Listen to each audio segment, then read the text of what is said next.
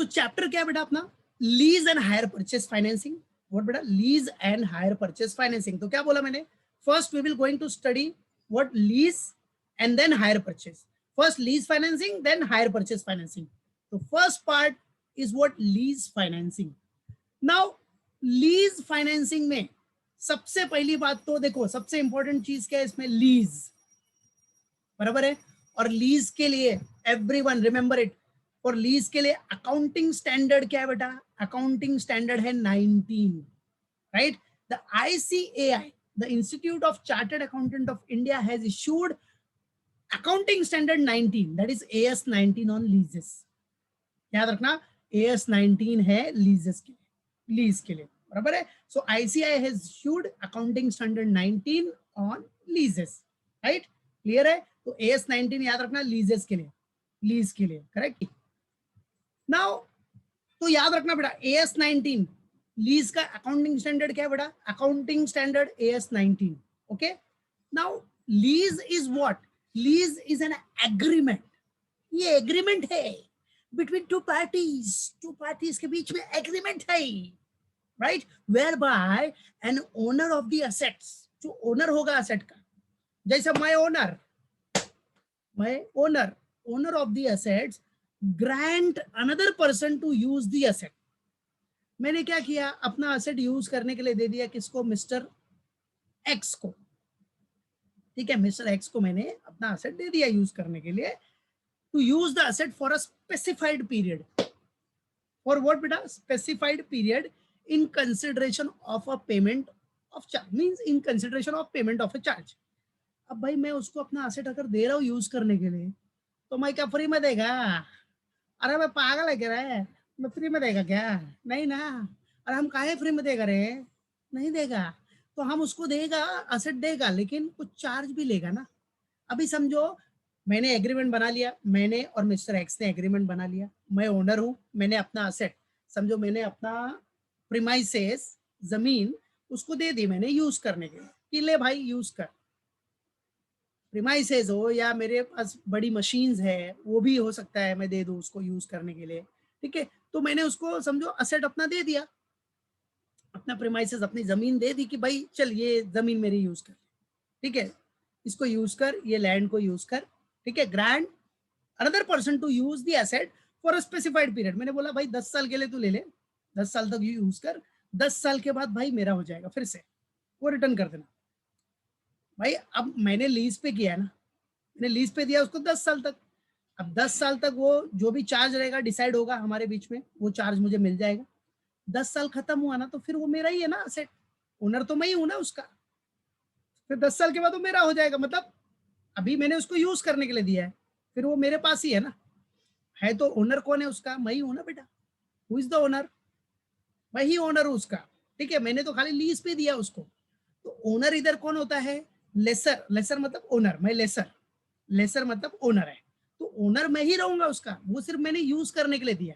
10 साल खत्म तो उसको बोलूंगा भाई हो गया तेरा पीरियड, हो गया खत्म हो गया, अब जा, फिर मुझे यूज करना है तो मैं यूज करूंगा, नहीं तो मैं किसी दूसरे को लीज पे रख सकता हूँ या उसको भी एक्सटेंड कर सकता हूँ, वो मेरा चॉइस है, that is what my personal choice, ठीक है, मेरे ऊपर डिपेंड करता है। तो क्या होता है बेटा, lease is what, lease is an agreement between two parties whereby an owner, owner कौन, Gavaskar, owner of the assets grant another person, mister X को मैंने ग्रांट किया, भाई उसको राइट दिया, ले भाई तू यूज कर, इस असेट्स को यूज कर, ये जमीन मेरी यूज कर, ठीक है, ये प्रीमाइसेस यूज कर फॉर अ स्पेसिफाइड पीरियड, कितने साल के लिए, जा 10 साल के लिए यूज कर, 10 साल, 10 ईयर्स के लिए दे रहा हूं मैं तेरे को राइट टू यूज, ठीक है।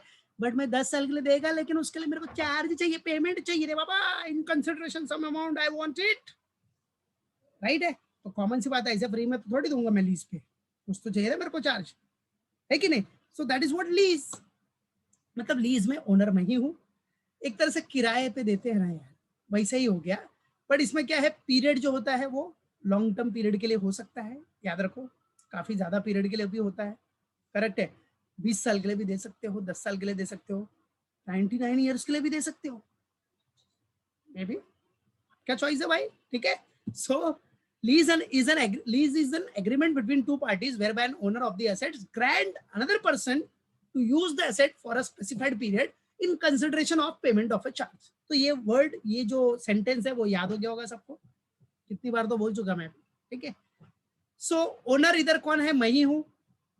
10 साल उसका खत्म हो जाएगा तो मैं चला जाऊंगा उधर, अब मेरे को रहना है तो मैं रहूँ, मैं बिजनेस करूँ, जो भी करूँ, ओनर तो मैं ही हूँ ना, ठीक है। ऐसा नहीं कि 10 साल हो गया तो फिर वो ओनर बन जाएगा, ऐसा नहीं।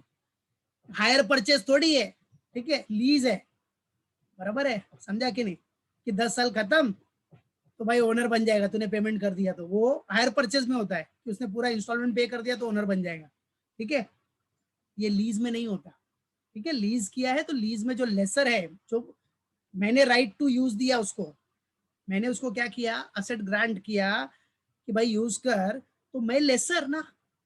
Who am I, who am I, Jackie Chan नहीं, जैकी चैन का हु एम आई वो अलग है। मैं कौन, मैं owner. So the person who is the owner of the asset, बराबर है, जो पर्सन ओनर होगा असेट का, मैं, बराबर है, गावस्कर ओनर है, तो ओनर को क्या बोलते हैं, लेसर। मैं लेसर हूँ जो अपना प्रॉपर्टी दे रहा हूँ यूज करने के लिए, तो मैं लेसर। और मैंने जिसको दिया, किसको दिया मैंने, मिस्टर एक्स, मिस्टर एक्स को दिया है, मिस्टर एक्स को। तो वो मिस्टर एक्स कौन है, लेसी, लस्सी नहीं, लेसी, लेसी बाबा, लेसी, नॉट मैसी, लेसी, ठीक है। So the person who obtains the right, जो पर्सन ऑब्टेन करेगा right to use the asset is called a lessee. तो लेसी भाई साहब, आप है ना इधर 10 साल के लिए यूज करो, 10 साल तक यूज करो और हमको जो पेमेंट है वो देते रहो, ठीक है, समझे। और 10 साल के बाद आप निकल जाना इधर से। ये मत बोलना अरे 10 साल तक मैं रहा तो मेरा प्रॉपर्टी होगा, ऐसा नहीं चलेगा। इनो चॉल बे, लीज है, समझे कि नहीं, खरीदा नहीं है आपने, समझे। तो the person who obtains the right to use the asset is called as a lessee, याद रखना। तो लेसी, लेसर याद रखो। हु इज लेसर, मैं लेसर हूं, ओनर ऑफ द असेट, जिसने अपना असेट क्या किया है, ग्रांट किया है किसी को यूज करने के, ठीक है। तो मैं लेसर, और जो असेट मेरा यूज कर रहा है वो हो गया लेसी, ठीक है, क्लियर, लेसर लेसी। सो अब the payment under the agreement is called lease payment. अब हमारे बीच में जो एग्रीमेंट हुआ उसमें पेमेंट की बात तो कॉमन है ना यार, ठीक है। तो वो जो एग्रीमेंट होगा उसमें जो भी payment under the agreement is called what, lease payment. क्या बोलते हैं उसको, lease payment. And such payment में भी, और ये जो पेमेंट होगा ना, सच पेमेंट में भी लमसम, या तो लमसम हो सकता है या तो वो लेसी मेरे को एक साथ पेमेंट कर देगा, एक lump sum amount, which is called as a premium, premium, premium, जिसको प्रीमियम बोल सकता। और क्या बोलेगा वो, अरे भैया लेसर भाई साहब, वो लेसर भाई साहब, हम आपको हर साल या हर महीने जैसा भी है हम आपको रेंटल देंगे। तो नॉर्मली क्या होता है, एनुअल लीज रेंटल होता है इधर, ठीक है। वो बोलेगा कि भाई हम आपको एनुअल लीज रेंटल देते हैं, रेंटल दे देते हैं, ठीक है, पीरियडिकल पेमेंट करते हैं, आप रेंटल ले लो ना प्लीज। मैंने बोला ओके, ओके लस्सी, कोई बात नहीं, एक लस्सी पिला दे, मैं तेरे कंडीशन पे एग्री हो जाऊंगा रे बाबा, समझा। तो पीरियडिकल पेमेंट जो होगा ना, रिकरिंग पीरियडिकल पेमेंट, उसको बोलते हैं रेंटल्स। और अगर एक लमसम अमाउंट, एक मुश्त राशि दे दिया एक साथ में, ये लो, वो lump sum payment is called as what, premium. छोटे छोटे कंसेप्ट, छोटे छोटे कंसेप्ट, लेकिन याद रखने का बहुत इंपॉर्टेंट है बाबा। जब तो ऑब्जेक्ट उसके हिसाब से as well as theory question के हिसाब से इंपॉर्टेंट है, याद रहना, ठीक है। तो owner of the asset lessor, और लेसी कौन हो गया, जो यूज करता है, जिस पर्सन ने ऑब्टेन किया है right to use the asset is called as lessee. दोनों के बीच में जो एग्रीमेंट बना, पेमेंट अंडर द एग्रीमेंट, वो लीज पेमेंट हो गया, बराबर है। लीज एग्रीमेंट बनता है उसके हिसाब से लीज पेमेंट है, बराबर है। और अगर उसने एक मुश्त राशि दी है, मतलब लमसम पेमेंट किया है, तो उसको बोलेंगे हम लोग प्रीमियम। और अगर बच्चा वो क्या करता है, लमसम पेमेंट नहीं देता है, लमसम पेमेंट अपने को नहीं दिया उसने, हमको रिकरिंग पीरियडिकल पेमेंट, वर्ड याद रखो, ये सब वर्ड बहुत यूज होएगा लाइफ में। रिकरिंग पीरियडिकल पेमेंट, रिकरिंग तो पता है ना, बार बार, ठीक है। रिकरिंग पीरियडिकल, पीरियडिकल मतलब टाइम टाइम पे, एक टाइम टाइम पे, एक पीरियड वाइज, ठीक है, पेमेंट कर रहा है, जिसको हम बोलता है क्या, रेंटल्स। क्या बेचा, रेंटल्स, गैरेट, क्लियर, पक्का, याद रखने का, बोलने का नहीं बिल्कुल भी, समझे क्या? Get it? चलो, what is given now, next मतलब एक्सप्लेनेशन है। अंडर लीज अरेंजमेंट, क्या बेटा, जो लीज अरेंजमेंट है, the buyer is not required to buy the asset outrightly. Outrightly, outrightly मतलब कंप्लीटली। इधर बायर असेट थोड़ी खरीद लेता है पूरा, बराबर है। इधर जो बायर, बायर मतलब कौन, जो लेसी है, लेसी, लस्सी जिसको बोलते हो आप, ठीक है, वो जो लेसी है वो पूरा असेट थोड़ी खरीद रहा है, बराबर है कि नहीं। He can get the asset and use it by making payment in the form of rental. उसको असेट मिलता है, बट उसके लिए वो क्या करता है, लीज रेंटल पे करता है, या एक लमसम अमाउंट पे किया रहेगा, जो भी है, ठीक है। तो नॉर्मली लीज रेंटल ही आपको दिखेगा, which is use for the asset. तो इसलिए बायर के लिए ये एक मेथड ऑफ फाइनेंस है, it's a method of finance. और देखो कंपनी वही चाहती है ना, अभी कंपनी को समझो कोई जगह चाहिए, प्रीमाइसेस चाहिए, या फिर कोई मशीन चाहिए, व्हाटएवर, कोई भी फिक्स एसेट है अगर उसको चाहिए, तो कंपनी क्या करता है, कंपनी के जो फाइनेंशियल एक्सपर्ट्स है, ठीक है, जो फाइनेंस मैनेजर है, वो लोग क्या करते हैं बेटा, हाँ, जो एमबीए फाइनेंस वाले हैं, ठीक है, एमबीए फाइनेंस, उसमें आधे से ज्यादा तो सीए रहते हैं, सीए एमबीए, ठीक है, होता है, जो भी है। तो जो एमबीए फाइनेंस जो मैनेजर है, वो क्या करते हैं, वो पूरा कैलकुलेशन करते हैं, एस्टिमेशन करते हैं कि अगर हमारी कंपनी ये असेट अगर लीज पे लेगी तो कितना कॉस्ट जा रहा है, कितना खर्चा जा रहा है, और अगर बाय करेंगे तो क्या होगा, दोनों को कंपेयर करेगा। समझो, कंपेयर करने के बाद ये मालूम पड़ा कि अरे बाय करने में अपना ज्यादा लॉस है, मतलब ज्यादा कॉस्ट है, और लीज पे लेंगे तो हमको बेनिफिट है, तो कंपनी क्या करेगा, लीज पे लेगा ना, है कि नहीं। अब इतनी बड़ी बड़ी कंपनी है, इन्फोसिस, ये सब, ये लोग चाहिए तो, अगर कोई जगह खरीद रहे हैं वो रेंट पे ले रहे हैं, समझो अगर कोई जगह ले रहे हैं तो रेंट पे ले रहे हैं, खरीद नहीं रहे, क्यों रेंट पे ले रहे हैं, उनके पास पैसे की कमी है क्या, कुछ पैसे की कमी है नहीं ना, फिर भी वो रेंट पे क्यों ले रहे हैं या लीज पे क्यों ले रहे हैं, क्योंकि उनको पता है हमारा इधर कॉस्ट कम है। वो पूरा फाइनेंशियल मैनेजर ने पूरा कैलकुलेशन किया है कि अगर बाय करेंगे तो क्या कॉस्ट है, बाय करेंगे तो क्या कॉस्ट है, उसके हिसाब से फ्यूचर का भी सोचते हैं ना, बाय किया, आज पैसा गया, फिर क्या होगा, ऐसे 10 साल आगे पीरियड तक का पूरा कैलकुलेशन करते हैं, और लीज का भी करते हैं कि कितना है, दोनों को कंपेयर करेंगे कि किसमें कॉस्ट अपना ज्यादा है, किसमें कॉस्ट कम है। तो उनको ये मालूम पड़ा कि लीज पे लेने पे अपने को कम कॉस्ट है, तो कंपनी बाय क्यों करेगा यार, लीज पे ले नहीं लेगा, तो कंपनी लीज पे लेगा ना बेटा, है कि नहीं। तो बहुत सारी कंपनी जिनके पास बहुत पैसा है लेकिन फिर भी वो लीज पे असेट लेते हैं, क्यों भाई, कंपनी के लिए सबसे मेन फंडा है कॉस्ट रिडक्शन, कॉस्ट कंट्रोल, याद रखना, cost control is very important, cost reduction. आजकल सेल्स सबसे बड़ा इशू नहीं है, सेल्स का कोई इशू नहीं है, सेल्स तो आप कर लोगे एडवर्टीजमेंट करके, सबसे ज्यादा इशू है कॉस्ट का, बराबर है। तो कॉस्ट को कंट्रोल जिसने कर लिया, उसका कंपनी, उसका बिजनेस सक्सेसफुल है, याद रखना। Cost control with quality measure के साथ, ठीक है, तो कॉस्ट कंट्रोल पे ज्यादा फोकस करना है। Sales is not an big issue, sales is not a big issue, the big issue is what, to control the cost. और वो कॉस्ट कंट्रोल करने के लिए हम इतने सारे एक्सपर्ट अपॉइंट करते हैं, बराबर है, कितने सीएज होते हैं, कितने मतलब जो भी आईसीडब्ल्यूएस होते हैं, कि भाई हमारा कॉस्ट कैसे कंट्रोल हो, बताओ हमको, समझे, हमको एडवाइस दो।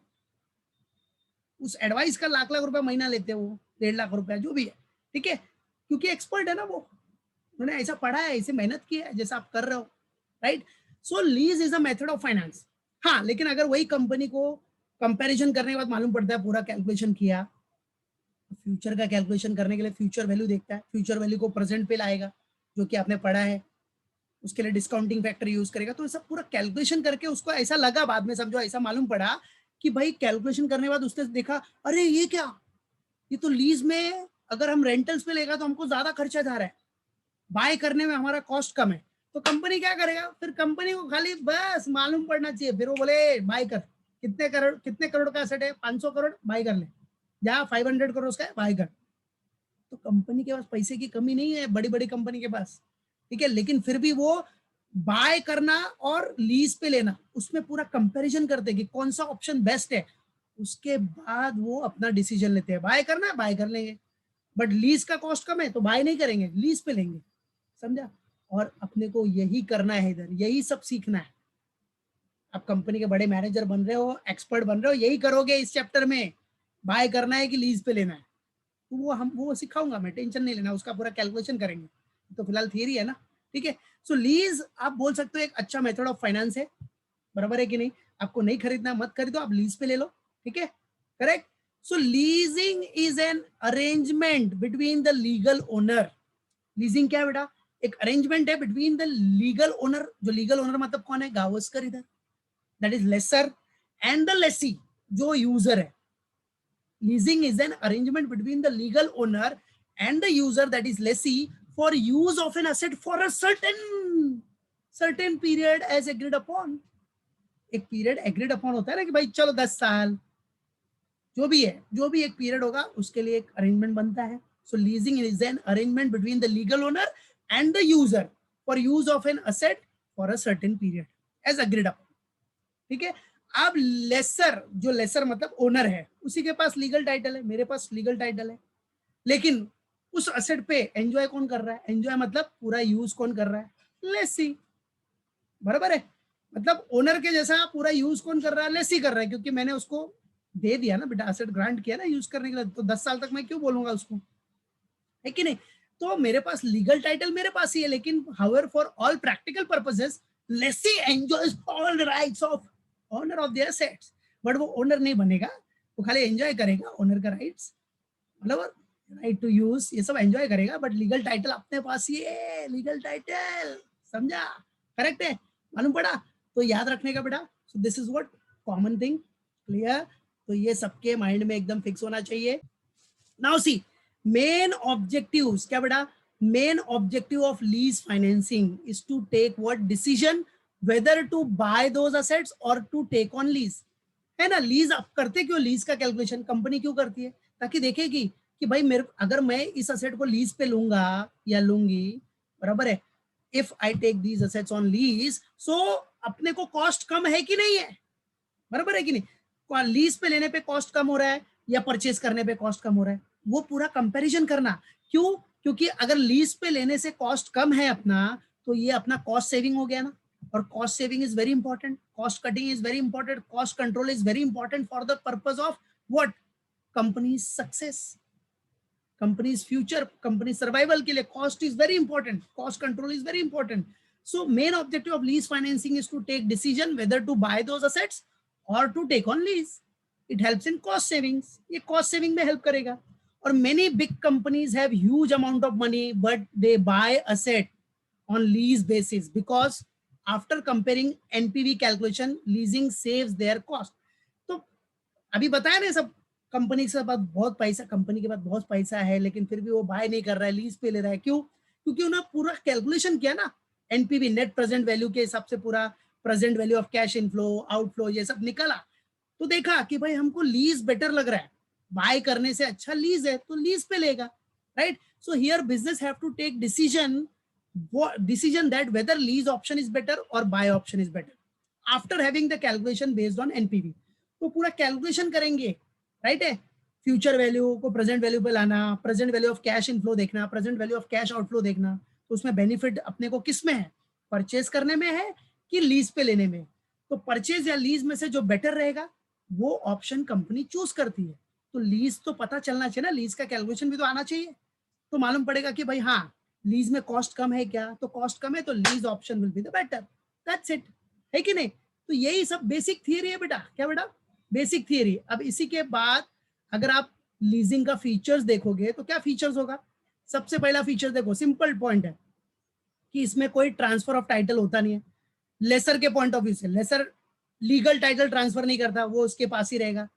No disclosure in the balance sheet, asset can not be shown in the balance sheet of the lessee. भाई लेसी ओनर नहीं है, ओनर लेसी है क्या, ओनर तो मैं हूं ना, तो मेरे बैलेंस शीट में आएगा। लेसी ओनर नहीं है तो वो बैलेंस शीट में डिस्क्लोजर नहीं कर सकता। नो डेप्रिसिएशन, लेसी डेप्रिसिएशन भी चार्ज नहीं कर सकता, क्योंकि असेट का ओनर तो लेसर है ना, तो lessee can not claim depreciation, although he use it, although he uses it, but he can not claim depreciation, ठीक है। टैक्स बेनिफिट, बराबर है, lease rentals are operating expenses and therefore deductible for tax purposes, tax benefit ले सकता है। लेसी क्या कर सकता है, टैक्स बेनिफिट, क्योंकि रेंटल्स पे कर रहा है ना, तो रेंट्स पे क्या मिलेगा उसको? टैक्स बेनिफिट, ठीक है, क्योंकि रेंट उसका एक्सपेंस है। रिटर्न, लेसी को रिटर्न करना पड़ेगा asset to the lessor after expiry of lease period. Lease period खत्म हो गया तो वो रिटर्न करना पड़ेगा लेसर को, मुझे, मैं रिटर्न ले लूंगा लेसी से। Commitment to pay rent, yes, lessee is committed to pay fix rental over the period of lease. Lessee को फिक्स पीरियड मतलब फिक्स रेंटल्स पे करना पड़ेगा, जो भी रेंटल डिसाइड हुआ है as per the agreement, that's it. तो simple point है, सिंपल फीचर्स है, क्लियर है। Commitment to pay rent, the lessee is committed to pay fix rental over the period of lease, that's it. Lease खत्म हो गया, वो मेरा asset मेरे को